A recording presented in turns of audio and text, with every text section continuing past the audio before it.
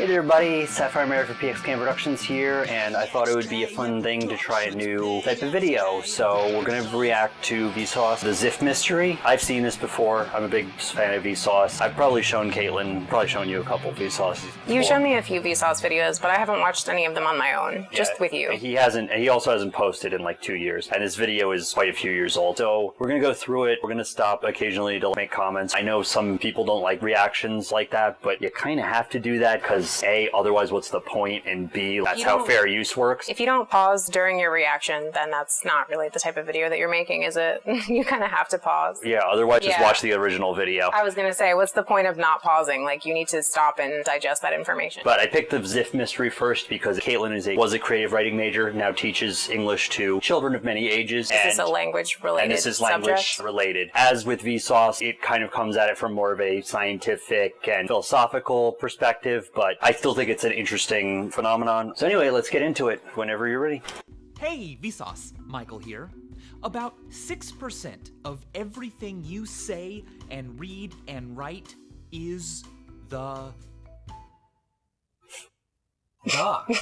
Classic is Michael. the most used word in the English language. I knew this. About 1 out of every 16 words we encounter on a daily basis is the. 1 in 16. If you say the sentence, the word the is the most commonly used in the English language, you've used the like 4 times in that sentence. The word the is the most commonly used in the English language. And I actually gave that sentence example to a student in a context that I can't remember. But I was like, do you see my point? And they're like, no, what the fuck are you talking about? I think we were talking about sentence variety, and I said, try to like have different phrases and wordings in your sentence. And they were like, well, what if I'm using the word the a lot? And I was like, well, that's an exception because you need the word the. It's kind of really important.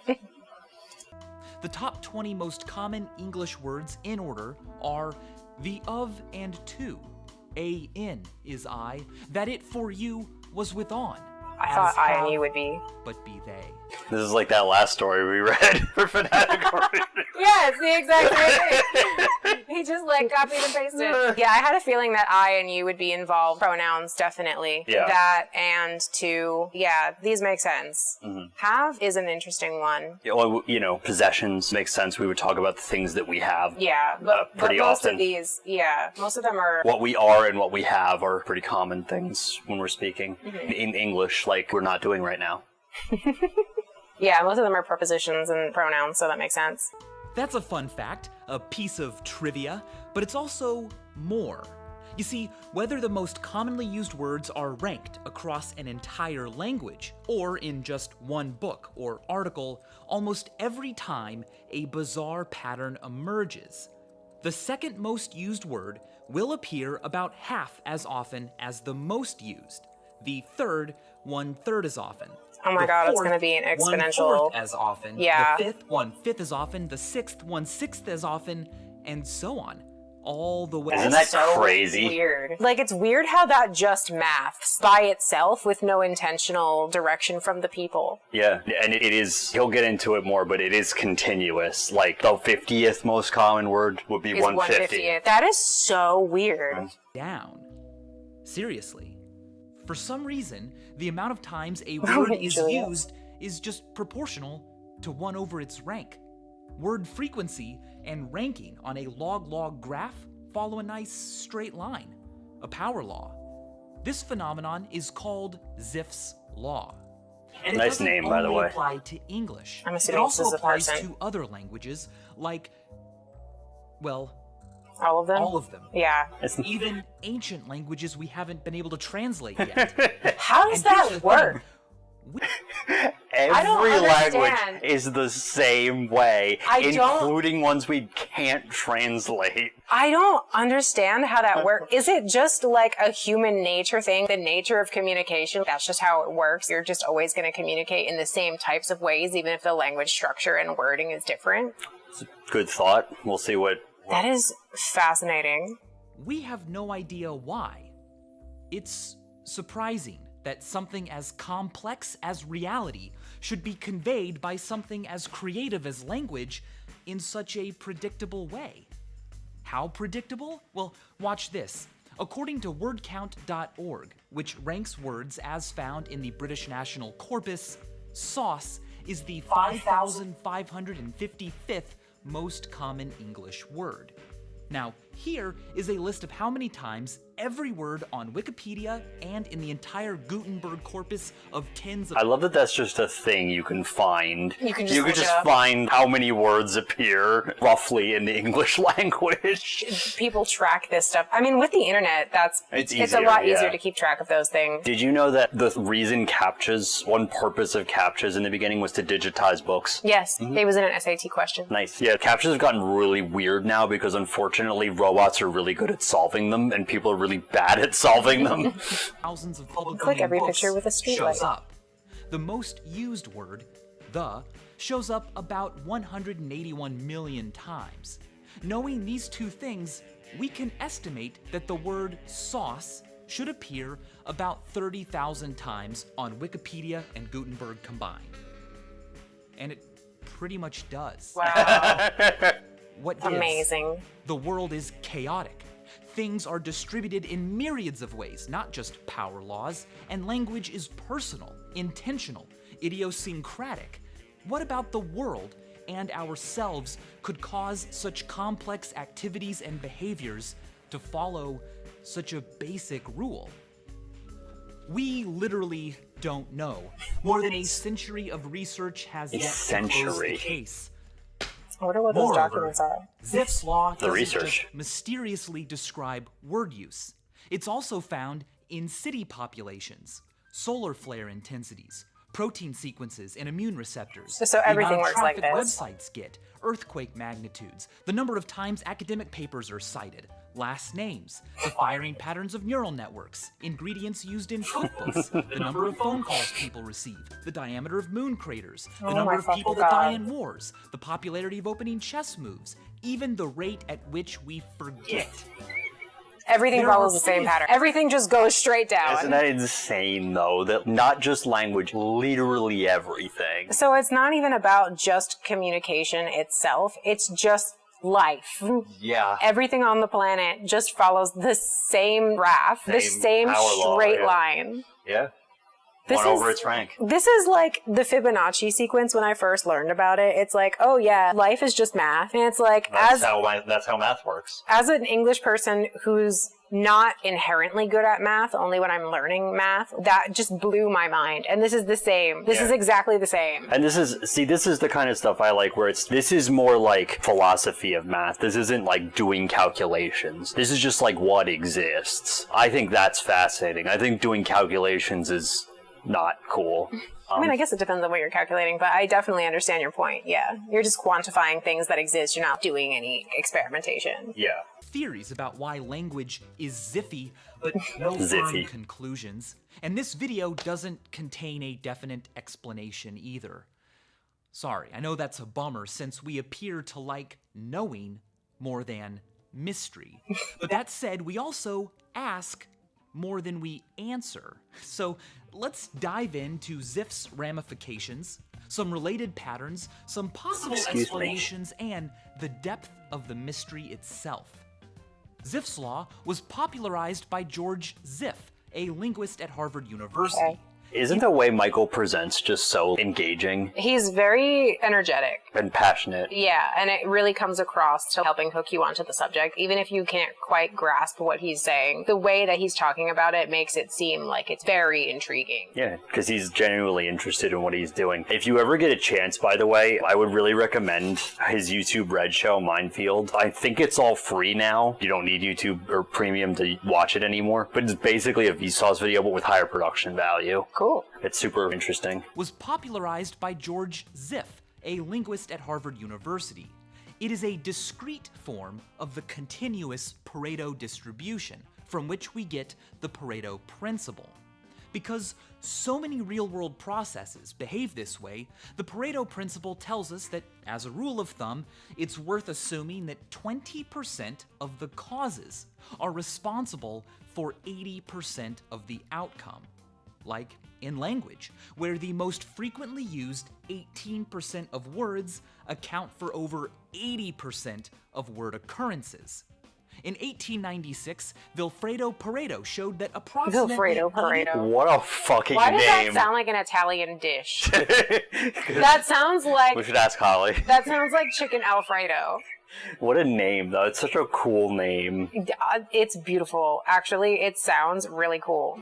In 1896, Vilfredo Pareto showed that approximately 80% of the land in Italy was owned by just 20% of the population. It is said that he later noticed in his garden 20% of his pea pods contained 80% of the peas. Was he hanging out with Mendo? He and other researchers looked at other data sets and found that this 80-20 imbalance comes up a lot in the world. The richest 20% of humans have 82.7% of the world's income. Listen, let's not cover that topic right now, okay? 20% of patients use 80% of healthcare resources. In 2002, Microsoft reported that 80% of the errors and crashes in Windows and Office are caused by 20% of the bugs detected. A common rule of thumb in the business world states that 20% of your customers are responsible for 80% of your profits, and 80% of the complaints you receive will come from 20% of your customers. A book titled The 80-20 Principle even says that in a home or office, 20% of the carpet receives 80% of the wear. Oh, and as Woody Allen famously said, 80% of success is just showing up. I like how we just randomly cut outside for a little bit of variety. Yeah, just to have a different background in the video. I was thinking that he was going to do something outside, but then he didn't, and it didn't even occur to me that he cut back to the black background. The Pareto principle is everywhere, which is good. By focusing on just 20% of what's wrong, you can often expect to solve 80% of the problems. A variety of different unrelated factors cause this to be true from case to case. But if we can get to the bottom of what causes some of them, maybe we'll find that one or more of those mechanisms is responsible for Zipf's law in language. George Zipf himself thought language's interesting rank frequency distribution was a consequence of the principle of least effort, the tendency for life and things to follow the path of least resistance. Zipf believed it drove much of human behavior and hypothesized that as language developed in our species, speakers naturally preferred drawing from as few words as possible to get their thoughts out there. So part of my job is explaining standard English conventions, which is basically the grammar rules and usages that we follow to make grammatically correct sentences. But standard English conventions change over time. Yeah. And so in SAT prep, if you're reading a text from like the 1800s or early 1900s or even earlier than that, it's going to follow a very different grammatical structure than something that was written more contemporarily. Yeah. And so it's really hard a lot of the times for students who don't have a lot of experience with reading older texts on their own time to understand those passages and have good reading comprehension, because it's just a completely differently structured sentence. So I can definitely confirm that as time has gone on, sentences have become a lot more simple and direct compared to how they used to be written and spoken. Which I don't think that's necessarily a bad thing. I mean, I think like small talk is kind of stupid. Yeah, but I just mean like I can see through time the like simplification of language and how we structure it for better communication and more direct understanding. Right. It's definitely become more simple than it was. And that's not to say that either is good or bad, or one is better than the other, but you can clearly see, like if you read something that Shakespeare wrote, if you have to translate it into words that we use today as opposed to slang that was back then, the sentence structure is longer and more complicated. Today, we would probably have a lot more simple, direct sentences that are shorter in length. Yeah, and I mean, I think also nowadays we're more inundated with, we're more surrounded by media than ever before. Which is not the written word or like a play or something where it's heightened language, because obviously people in Shakespeare's time probably kind of talk like that, but not really, because he was writing a story, he was writing poetically. So that's kind of the same, but we've also had a trend more towards making media sound more realistic to the way people actually talk. So people don't really, unless it's like some space epic, people aren't really talking in like a heightened fashion. So you mean like if you're reading a newspaper editorial editorial, it might be highly worded and complex in structure. But if someone is telling you the news, they don't want to feel like they're reading off of this incredibly hard script. It's just like, okay, I'm telling you what's going on, so it's very simple. Yeah, the way you and I talk, especially in videos like this where it's not scripted, it's way different than if we were writing a story. Just because of conventions of language and all that kind of stuff. And yeah, I guess the format is also very important. You need to keep your audience in mind. So the way that you would word something if you're telling the news to someone as a news anchor is different than the audience you're getting if you're writing a novel. Yeah, I also think, by the way, we do a massive disservice, or English teachers do a massive disservice when trying to teach Shakespeare, because it's a play. It's meant to be viewed and spoken by actors. It's actually a lot easier to understand what's happening when you see it and enjoy it. Yeah, because you can't really, it's harder to get tone and direction when you're just reading it as a class, especially in the year of 2025 or 2020 something, whenever this comes out, where this is slang that hasn't been used for 400 years. What does "I bite my thumb at you, sir" mean? But like, if you're like, "I bite my thumb at you, sir," do you bite your thumb at me? Yes, I bite my thumb at you. You're like, "Fuck you." Yeah, fuck you. It's so much easier to understand what that means. Fucking I'm walking here of the 1700s or 1600s. Yeah, that's the Robert De Niro attitude, yeah. Anyway. Out there. It was easier. But in order to understand what was being said, listeners preferred larger vocabularies that gave more specificity so that they had to do less work. The compromise between listening and speaking, Zipf felt, led to the current state of language. A few words are used often, and many, many, many words are used rarely. Recent papers have suggested that having a few short, often used, predictable words helps dissipate information load density on listeners, spacing out important vocab so that the information rate is more constant. Yeah. This gotta be makes careful sense, with vocab. and much has been learned by applying the least effort principle to other behaviors, but later researchers argued that for language, the explanation was even more simple. Just a few years after Zipf's seminal paper, Benoit Mandelbrot showed that there may be nothing mysterious about Zipf's law at all, because even if you just randomly type on a keyboard, you will produce words distributed according to Zipf's law. It's a pretty cool point, and this is why it happens. There are exponentially more different laws. I want to say, this part he's about to explain, I don't really understand the explanation of it. Okay. So, is it like math science-y? Kind of. I just don't really understand. It's not even that I don't understand the math, which I don't. But, I don't know. We'll play it. We'll see what you think. Long words than short words. We're gonna go back a second. It's a pretty cool point, and this is why it happens. There are exponentially more different long words than short words. For instance, the English alphabet can be used to make 26 one-letter words, but 26 squared two-letter words. Also, in random typing, whenever the space bar is pressed, a word terminates. Since there's always a certain chance that the space bar will be pressed, longer stretches of time before it happens are exponentially less likely than... I should probably explain that, I mean, I guess this is clear already, but he's talking, you may say like AA, that's not a word. It's like, right, because we're just talking about random typing. Yeah, we're saying a word. Like, words recognized as English We're words. just saying a word is the time between spacebar presses. Yeah, I was understanding You picked up on that? Yeah. Okay. At first I wasn't sure, but... stretches of time before it happens are exponentially less likely than shorter ones. The combination of these exponentials is pretty ziffy. For example, if all 26 letters and the spacebar are equally likely to be typed, after a letter is typed and a word has begun, the probability that the next input will be a space, thus creating a one-letter word, is just 1 in 27.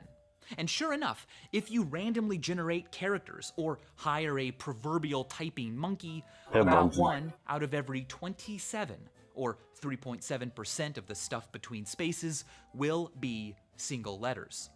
Two-letter words appear when, after beginning a word, any character but the space bar is hit, a 26 in 27 chance, and then the space bar. Okay, I see the math coming in is the here. probability of a letter, another letter, and then a space.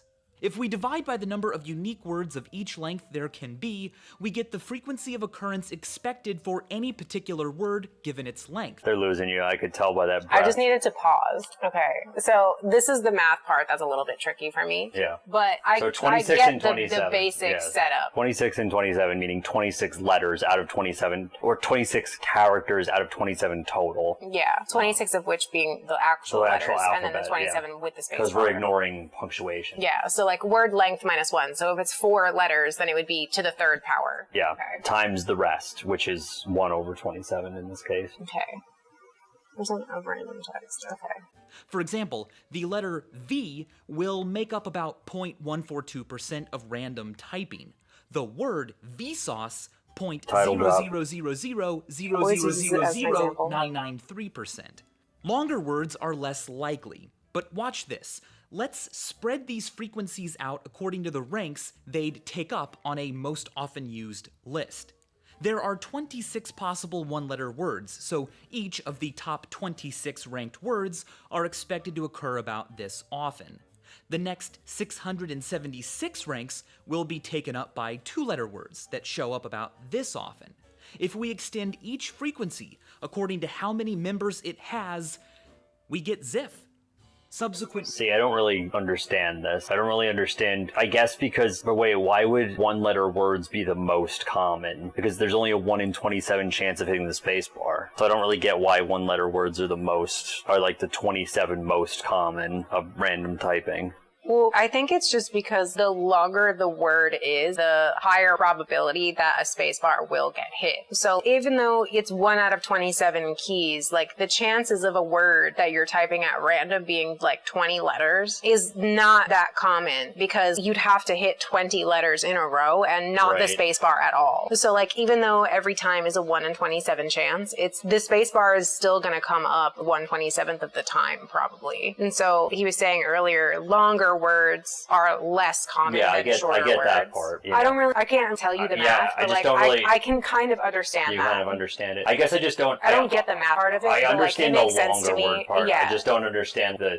specifics of saying that. Yeah. You know, A, B, C, etc. would be ranks like, 1 through 25. I don't know why specifically a one-letter word would be the most common, but I understand why of random text. A word being longer is less probable. Right. That I understand. But anyway. I don't know why the shortest one-letter word is the most probable, but I understand why longer words are less probable. Percent of random text rank. Okay. I'm also not exactly sure why the numbers are the way that they are, because the math equation that he showed earlier was a little bit... Yeah, this already... It was using different numbers. Like, I understand that 1 is probably like 26 out of 27, but I'm not really sure how we're getting to these numbers, because they're a slightly different format than the previous numbers. Yeah. Whatever. Subsequent researchers have detailed how changing up the initial conditions can smooth the steps out. Our mysterious distribution has been created out of nothing but the inevitabilities of math. So maybe there is no mystery. Maybe words are just the result of humans randomly segmenting the observable world and the mental world into labels. And Zipf's law describes what naturally happens when you do that. Seems logical. Case closed. And as always, thanks for... Wait a minute. Actual language is very different from random typing. I was going to say, this video was longer than that. Psych. Actual language is very different from random typing. Gotcha. Communication is deterministic to a certain extent. Utterances and topics arrive based on what was said before. And the vocabulary we have to work with certainly isn't the result of purely random naming. For example, the monkey typing model can't explain why even the names of the elements, the planets, and the days of the week are used in language according to Zipf's law. Sets like these are constrained by the natural world, and they're not the result of us randomly segmenting the world into labels. Furthermore, when given a list of novel words they've never heard or used before, like when prompted to write a story about alien creatures with strange names, people will naturally tend to use the name of one alien twice as often as another, 3 times as often as another, Zipf's law appears to be built into our brains.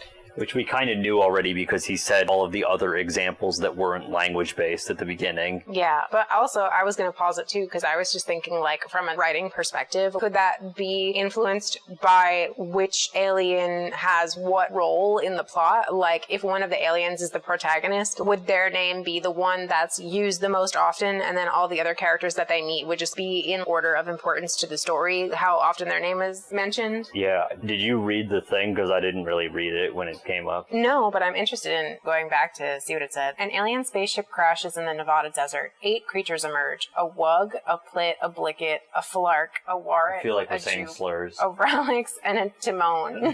Timon and Pumbaa, Pumbaa, yeah. And at least 2,000 words describe what happens next. I also hate that they said A before all of them. You could have just said 8 creatures emerged, colon, and then given only the names. I think they're trying to say them as like species, or names of like species. Maybe. That would make sense. Because if they're just names... But see, this is He explained it as if they were names, not species. This is very carefully worded because they basically give you almost no information. This isn't like a story. The only thing we're told is that they crash. This is a ChatGPT prompt. But yeah, all we're told is they crash, and these are their names, or these are their species name, and then what happens next. And so there's no influence of here's the protagonist. Yeah.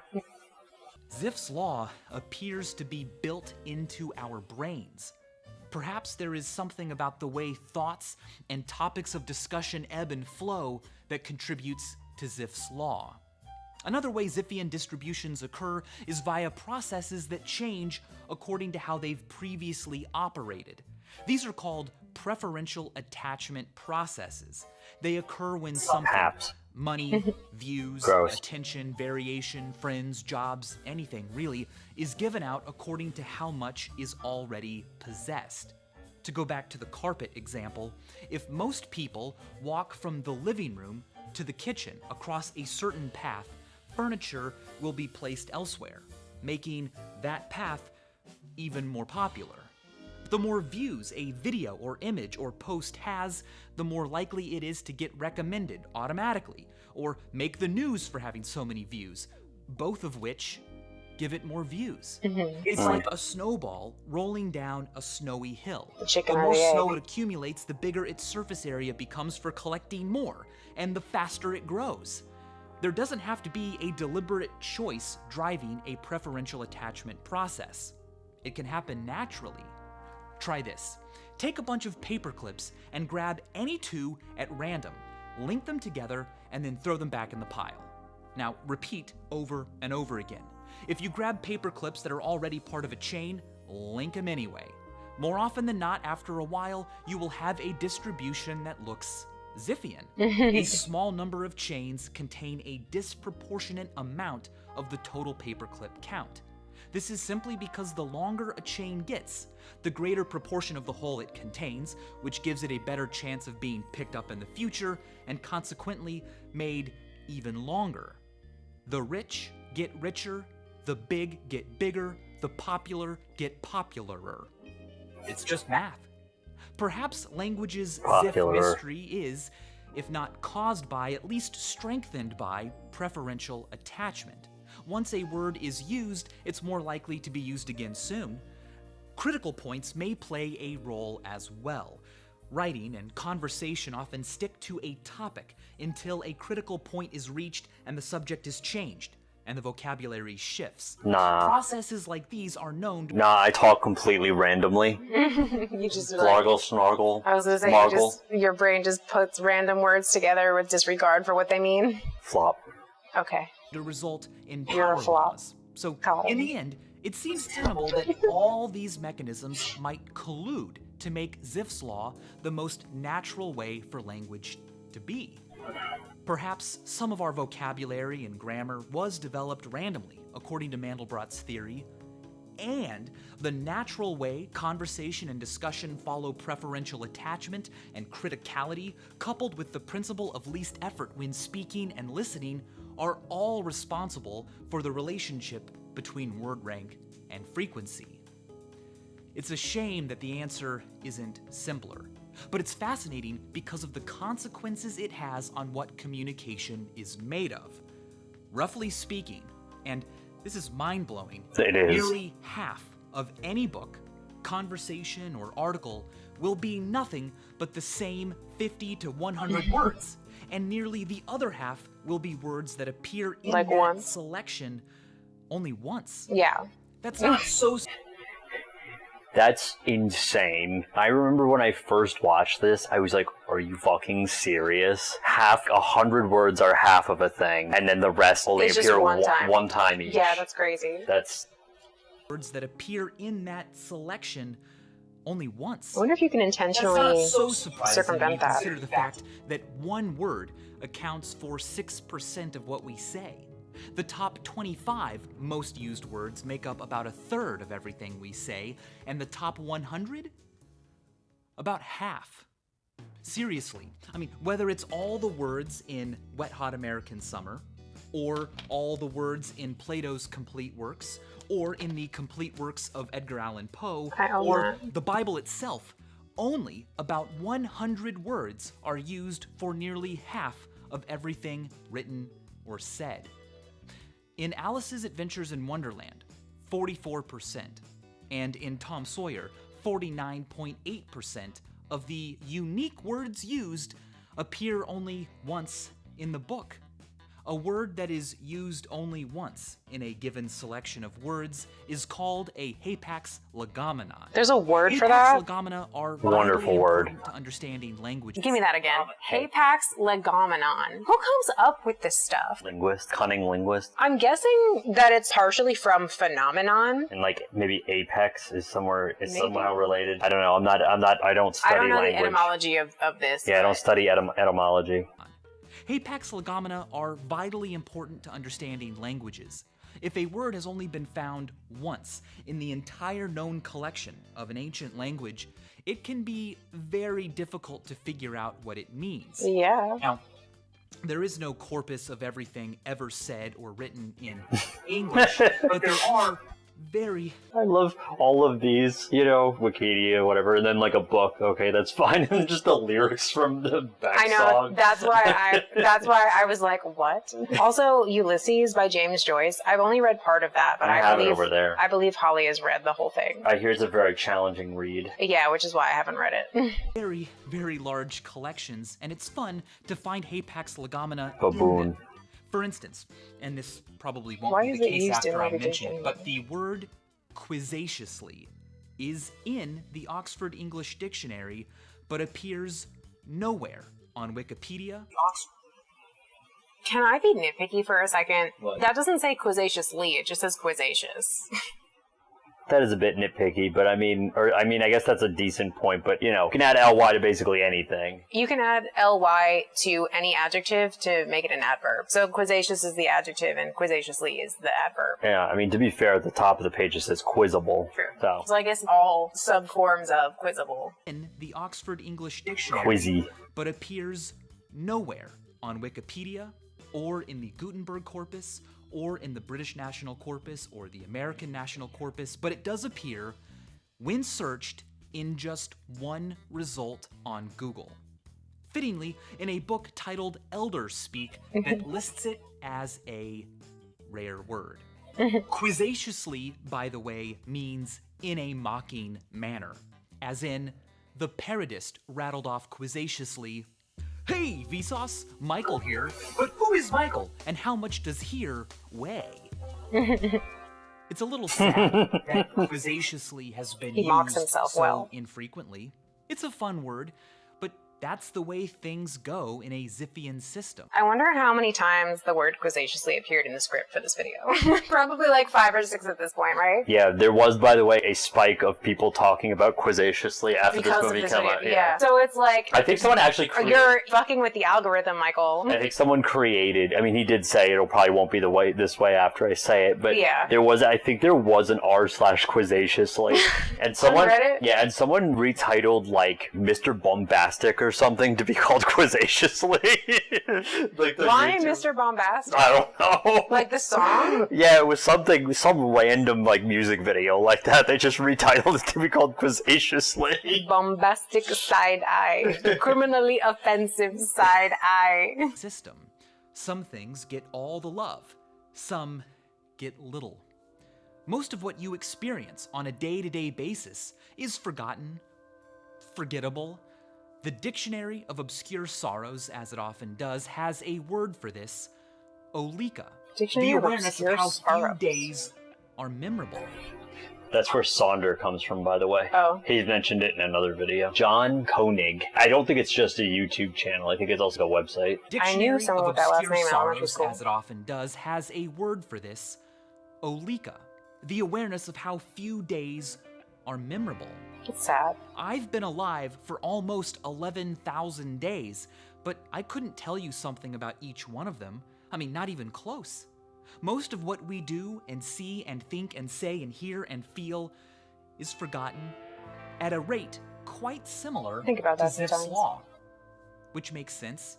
If a number of factors naturally selected for thinking and talking about the world with tools in a Zipfian way, it makes sense we'd remember it that way too. Some things really well.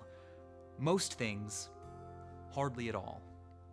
But it bums me out sometimes because it means that so much is forgotten, even things that at the time you thought you could never forget. My locker number, senior year, its combination, the jokes I liked when I saw a comedian on stage, the names of people I saw every day 10 years ago. So many memories are gone.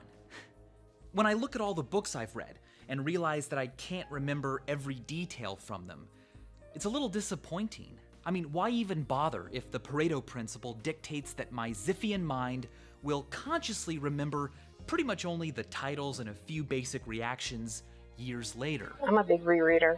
Ralph Waldo Emerson makes me feel better. He once said, "I cannot remember the books I've read any more than the meals I have eaten. Even so, they have made me." And as always, It's a good line. thanks It's a for good watching. poet. Love a good Ralph Waldo Emerson. That was really interesting. Wasn't that? I felt like that video goes by really fast. That was Yeah. 21 minutes long. It did feel really fast, yeah. Probably because it's on a topic that interests me. Also, by the way, because most of it was black, I didn't have to look at you to see your reactions. Yeah, because you could figure out so many times I got distracted from the video because I could see your glasses reflected in the background on Michael's shoulder. So there was a bit of math in there that got a little confusing, but overall, what did you think of that video? I think it's a really interesting phenomenon. And I also just really like discussing language and structure of sentences and stuff like that. So I found it to be really interesting and very entertaining. And that was a really good quote, I think, to end, to bring it to this more somber tone and then bring it back with like a happier way to cap it off. Yeah, it's also a good point to bring up that you do forget a lot of the things that you've experienced once enough time has passed. And I'm a forgetful person, so a lot of people remember things longer and better than I do. So because I've always known that I'm a forgetful person, it hasn't really ever bothered me as much, I think, as it may bother some other people. Right. Like, it's just a given that you're going to forget things, and because I know that I will forget it anyway, it doesn't necessarily make me feel sad. There are still other ways to remember those things. Sometimes I'll be reminded with some kind of trigger word or visual or other sensory information, and I'll be like, oh my god, I remember this thing. But I don't feel sad about having lost that stuff. Sometimes I think about how much I've forgotten and just the sheer amount and thought of it. And now that we are as old as we are, it can feel kind of overwhelming, but I try not to let that negatively affect me because I'm just going to make more memories anyway. Yeah, I think my memory is highly tied to why I got into like film and video. It's like, So that because you it's a can way record to things better. remember things. Yeah. I guess arguably you could say that that was part of the reason why I liked writing so much, because I could just write down my thoughts. Exactly. And I also, sorry to cut you off. No, go ahead. I also find that I'm pretty good at following my same mental train of thought. So like, I'll be thinking about something and I'll arrive at a conclusion or make a thought in my mind. And then I'll be like, wait a minute, I remember thinking this before. Or I'll be like trying to solve some kind of question or puzzle or of some kind. And when I reach the conclusion or the solution, I'm like, oh, I did this before. And I did the exact same steps. I followed the same train of thought to get there. Or I'll be like, I can't remember something, but I remember doing it the first time. Let me try and figure out where I started, and I can follow that same path and then reach the conclusion. And then I finally do. And I'm like, oh, that's the conclusion. Good me, thinking the same way as me. Yeah, I just think this concept is so fascinating that like half of words are used one time. And also the apex legomena. The fact that there's this word quizzaciously, which is a fun word that we should probably say more in this video, quizzaciously, so that it's picked up by but yeah, that's just such an interesting concept. I think Michael does such a good job picking his topics and delivering them with such passion, and the research is clearly there, even if we don't fully understand it, it's definitely well researched. Yeah. There are several examples that you can see. Yeah. Well, why don't you close us out? Okay. Well, this was a really interesting topic that we were talking about today. I personally found it very intriguing, and I would like to end by posing another apex legomena, the word pusillanimous, which means cowardly. And isn't you it can remember, pusillanimous? I believe it's pronounced pusillanimous, which is hilarious because it sounds like another word that also means cowardly, but is more colloquial. So look it up, guys. All right. Have a good night, everybody. Thanks for joining us. You're watching PXKM Productions. PXKM Productions. Subscribe to me right now. Follow me right fucking now. Right now. Donate to my Patreon. Donate to my OnlyFans now. Right fucking now. Right fucking